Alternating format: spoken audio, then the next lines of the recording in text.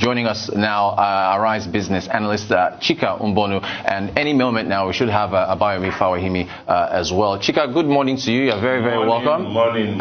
Interesting times. Let the game begin. Let the games begin. Let the games begin indeed. Interesting times for our country. Very, very much so. Very, very much so. So let's put it up. We've got a litany of plans here from the flag bearer of the All Progressive Congress. I believe his first point is 12% GDP growth. For 4 years. Okay, we'll have that up any moment now. But Chika, there it is. So Chika, we'll just start from the top. What do you make of that?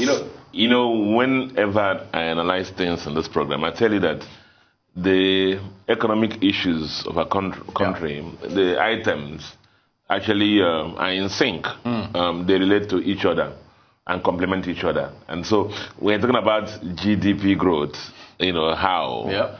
And so GDP grows for our viewers. Now, GDP represents the monetary value of the goods and services produced in a geography like Nigeria over a certain period, usually a year or a quarter, as case may be. Yeah. So we're talking about GDP growth, and so when GDP is growing, it talks about the growth in the economy. That the economy is expanding, and the economic output is getting better. Yeah. And so tied into that, therefore, must be what? Unemployment must be low. Right. Employment will be high because output is high. Exactly. Inflation will be what? Low. Exchange rate to be moderate. Yes. And will not subject to vagaries. So all must sit into the basket. Yes. We have talked about consistently that our population growth, and this is why this is important. Yes. This project is important. The population growth in the country is about 3%. Yes. Or thereabout. And our GDP has been struggling at below that. Therefore, the relevant ratio is a GDP per capita. Yes. So even though GDP may be growing, as far as it's slower in growth than the population growth, we're actually getting poorer. So it's putting the GDP growth at the 12% range is very acceptable. Is acceptable. Okay. Now, but as I said before, the issue there, and what are the variables that support the GDP? This campaign initiative, campaign promise. Yeah. What are the things that support it? How will the GDP grow? Yeah. How? I thought about in this program when we're talking about other candidates. I said, for us in this cycle, election cycle, we're more concerned with the how. Right. Because anybody can recycle election promises. Right. That will not happen in this cycle. So on the GDP growth, that's what a country requires. Yeah. Consistent GDP growth, it says in 4 years. So this right speech, but the issue is how. I think we have the average GDP growth of the past presidents from 1999 up until date, Chika. And I guess looking at how they've performed, so Olusegun Obasanjo, he did 6.9%. Yar'Adua did about 7.9%. Of course, Yar'Adua tragically passed away. Only had a couple of years. Goodluck Jonathan 4.8%. This present administration, he has had 2 recessions. I mean, is 12% possible, Chika? We also talked about in this program, we have lamented in this program several times about the very simple things we are not gotten right in our economy. The amount of leakages that happen in our economy. Yes. Now, and I've said that if Nigeria were a human being, the amount of blood that have been, that's leaked from our body would have died a long time ago. Right. And so even working on that premise that you want to get the leakages right. Do remember the one of the things we had here, that the refineries, Port refineries, for example, and water refinery, have not produced a single liter of fuel in the last 3, 4, 5 years. Right. Yet they have spent billions of naira on expenditure. You can imagine that leakage. Remember also that one of the things he talked about, that's why all this will tie up, was he talked about that he's going to eliminate subsidy. Yes, that's what he said. Eliminate subsidy. That's part of his plan. You can imagine 4 trillion thrown into our GDP. Right. You already know what to do to our country. Yes. So I'm saying that getting this, there's so many simple things that we can get right in our country, and execution, diligent execution is what we require. It's like whoever is the president should fly Nigeria as if we're playing under crisis. They're playing in turbulence. Right.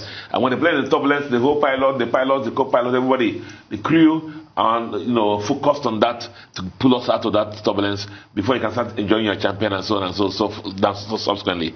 That is what the country requires. So, if Bola Tinubu, as I said here, this is doable. Okay. It's doable because the leakages are so many. Okay. All right. Thank you, Chika. Okay. I think we have Abayomi with us now, human resource executive, also an entrepreneur. Abayomi, thank you. You're very welcome. Okay. So we did this with Atiku, with the both of you. I want to get your take. I don't know if you want to comment on the GDP growth or power. Maybe I should throw power to you. He's promising 15,000 megawatts, 24/7 power. What do you make of that? Are you an optimist in that regard?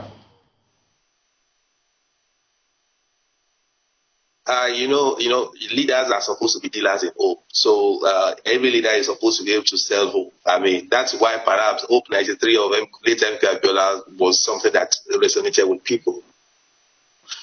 Promising power 15,000 megawatts and 24/7 supply is a goal we can have as a nation. It's an aspirational goal. I think one issue that we need to also accept, and one of the things we need to interrogate with the politicians, is when is this going to happen? I mean, so if this candidate becomes president and wins a 4-year term, it will not get 24/7 supply in the first year. It's not going to happen. It's not going to happen in the second year. The most likely earliest date, if we assume that nothing happens between now and when he gets sworn in, maybe in his third or fourth year. So part of one of the things we need to also start to interrogate is to understand the time implication. One of the things, if you see what you are showing at the moment, which are all the economic plans of this candidate, virtually all of these candidates' plans requires him to spend a lot of money. And that is one significant change between his own plan and the plan of the candidate we reviewed the last time, who was more looking at things from the point of view of policy and approvals. How does somebody, for example, say is going to ensure that there is 24/7 electricity?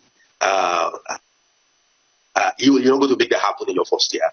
You have also shown a couple of things. How can somebody have an economic agenda and it is to mean, and you say you want to eradicate university lecturer strike? That is not an economic agenda.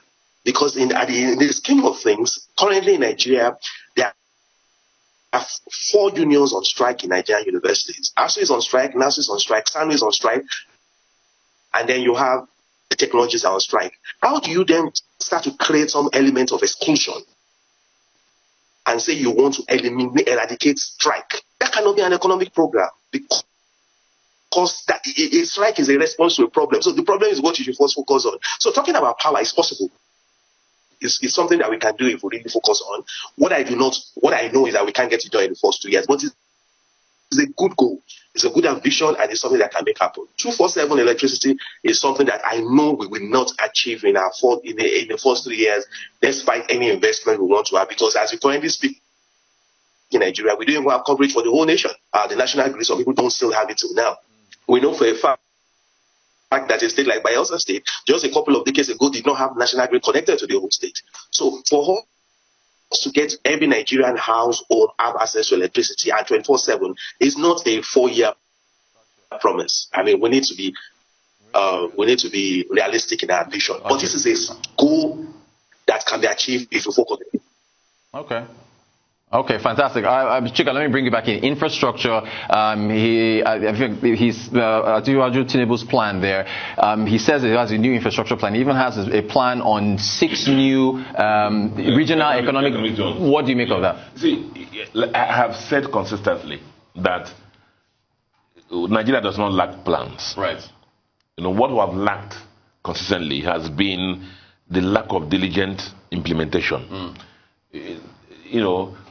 Conscientious effort, taking ownership as if it is my own. Right. Starting from the CEO, who happens to be the president, and then a competent, economic team that sing this from the same hymn book, with him. So it permeates everything that he has here. Yes. And whether it's power or whether it's agriculture, whether it is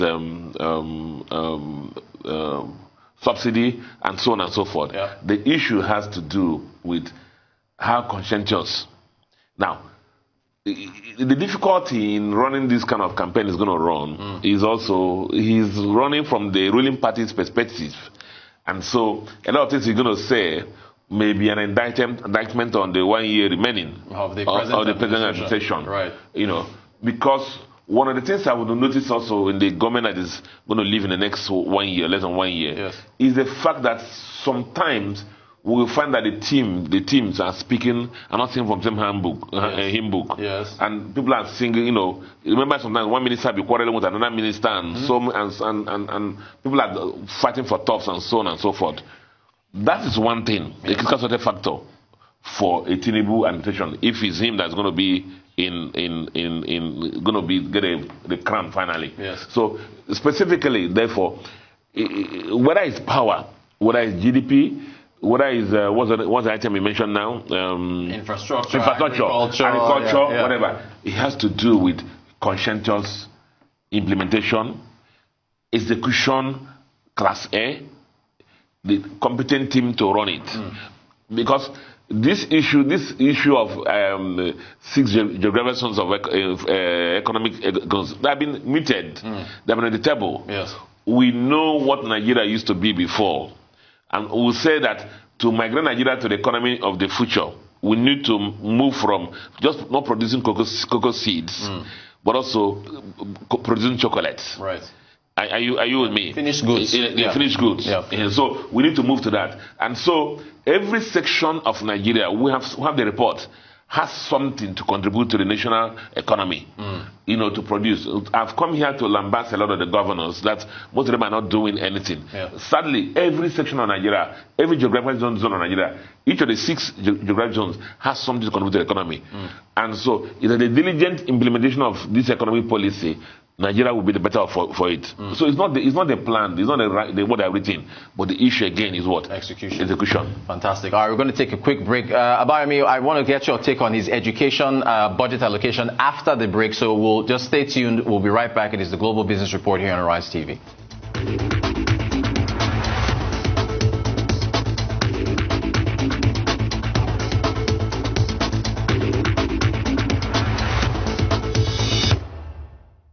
Welcome back to the Global Business Report here on Arise TV. We're still discussing the economic agenda of the flag bearer for the presidential post for the All Progressive Congress, Asiwaju Bola Ahmed Tinubu. We have Chika Mbono, Arise business analyst, Abayomi Fawahimi, human resources professional and entrepreneur. So Abayomi, let me throw it to you now. On the agenda, he wants to allocate, I think it was 25% to education. I think currently it's under 10%. What do you make of that plan?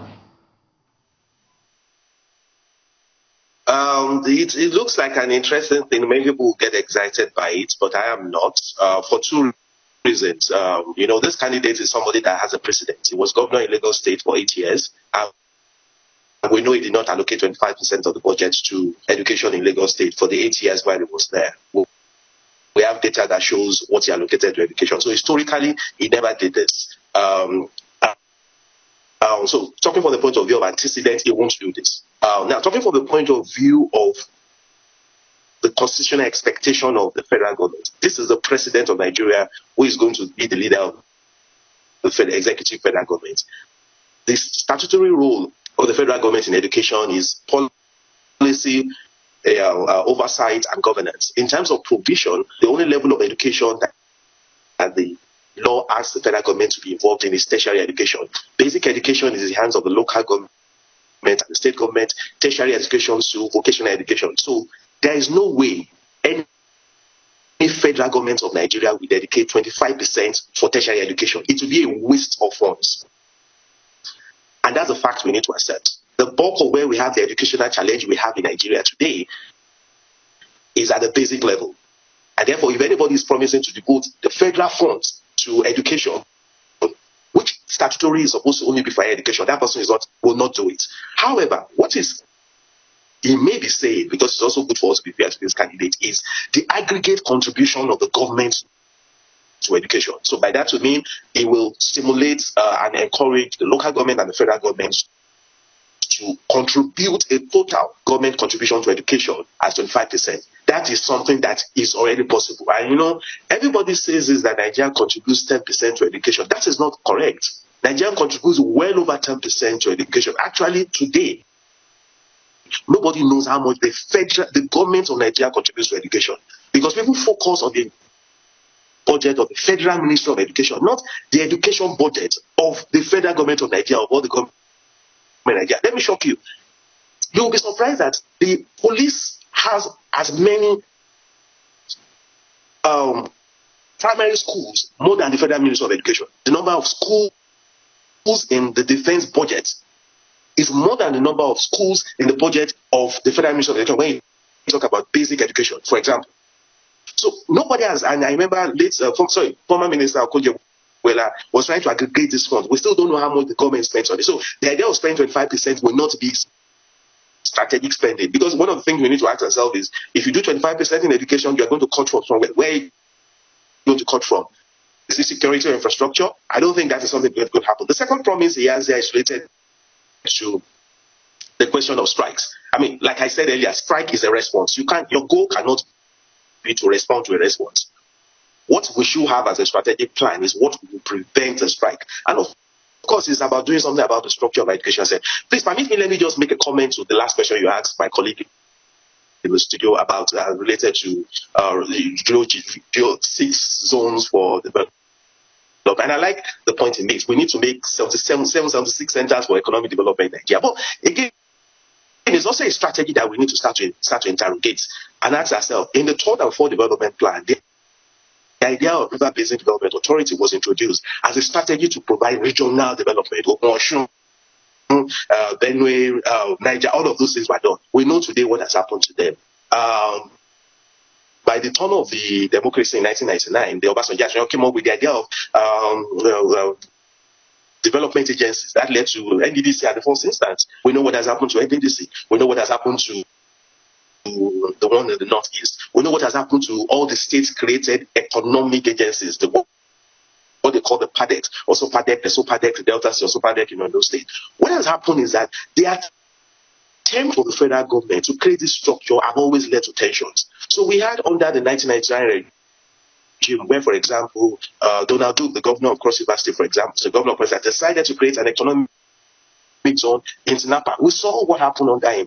When he left, we saw all the scrabbles between the successive governor and then the federal government in terms of giving rights. So we already have free trade zones. I think what we should start to do, the federal government, based on the law of this land, is to energize this free trade zone to do more, but also collaborate more with the state and local governments to make every local government a center for development. This concentration of development in some place that everybody will move to and lead to problem of crowding over is something we need to start to discourage. We need to start to create entities of growth, engines of growth, catalysts of growth. You know, the basic urban development structure of the growth pole theory, where, for example, you can say, for example, in a place like Lagos, I am going to make Ekpe, I'm going to make Ikorodu, and I'm going to make Ikeja, and I'm going to make Ojota my growth pole. And you build all of them, and people start getting attracted to it. That's why, for example, somebody will live in America and tell you that he has never left California before, because he doesn't need to go and look for anything in another state. Everything is in his city.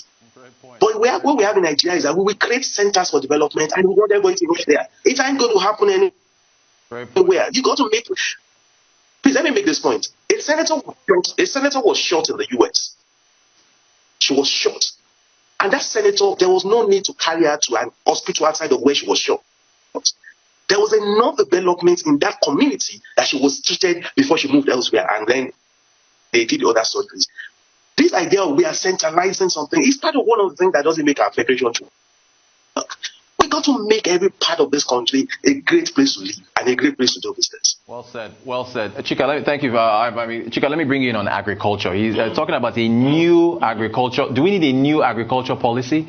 Yeah, well, I mean, we don't. I wonder what to be on that script. Right. Because we've had so many of them.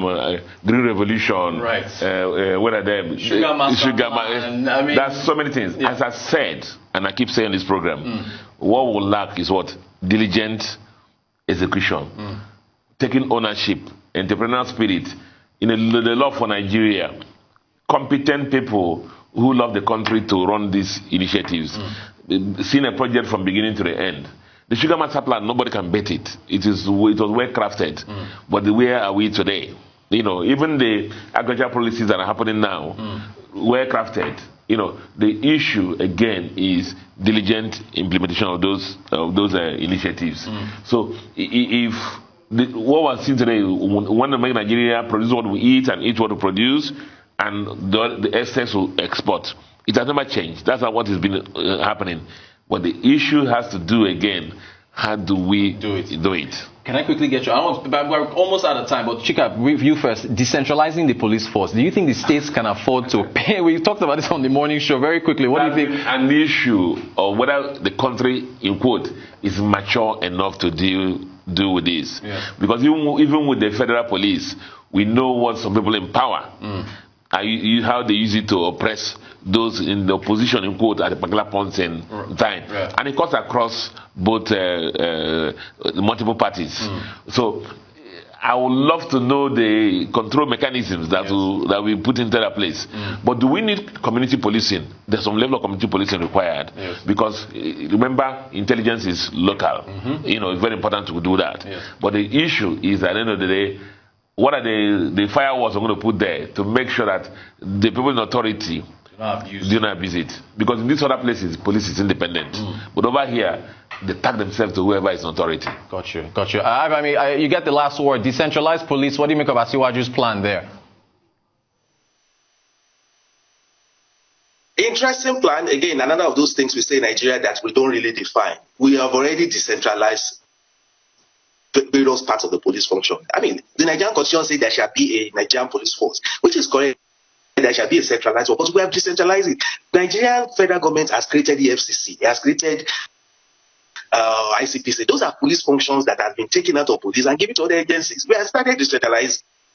The states have also taken out roles from the police. For example, you have traffic warden that is the various state Ministry of Education.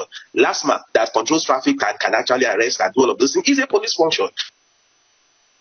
We already have some semblance of some decentralization. Today we have, in fact, Asiwaju was the one that revolutionized the idea of state involvement in financing the police. With that very great agency started in Lagos, it has become a model. So there's already some form of decentralization. So when you say you want to decentralize what you started over 25 years ago, then I wonder what you mean by that. I think what they want is more control of the police and give the states more power. But again, the question we should ask Asiwaju is that he was a former governor, he's a member of the National Council of State, and they have a responsibility around the police. So governors have enough powers if they want to use their powers to do the policing. Or you know for a fact that, and let me say that's going to my last point. When the governor needs the police to protect his interests, he doesn't want to centralize police. Makes sense. Thank you so much, Abayomi Afarohimi, human resources professional, entrepreneur, Arise business analyst, Chika Mbono. Chika, thank you so much for joining us.